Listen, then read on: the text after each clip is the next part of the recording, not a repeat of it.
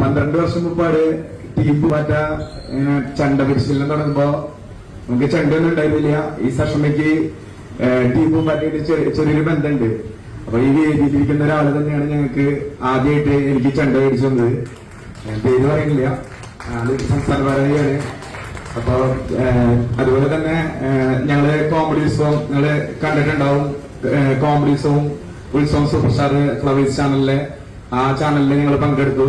ഏകദേശം 247 വേദികളിൽ ഞങ്ങള് ഈ ചണ്ടമേളായിട്ട് പോയി. ഇപ്പൊ ഞങ്ങള് ഫാഷൻ ഷോ നടത്തുന്നുണ്ട്.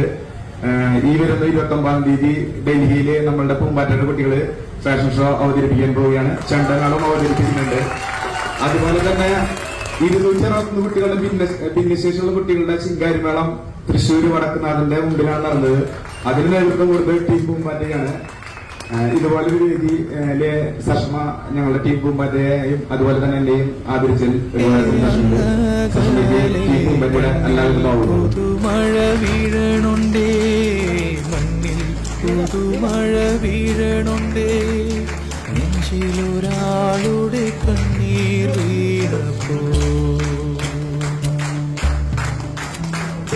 നെഞ്ചിലൊരാളുടെ കണ്ണീർ വീണപ്പോൾ ഇരുന്നാലും അറിയണുണ്ടേ മിണ്ടാമൺ തരിവാരിയെടുത്തതിൽ കണ്ടില്ല കണ്ടില്ല നിന്നനവ്, കണ്ടില്ല കണ്ടില്ല നിന്നനവ്,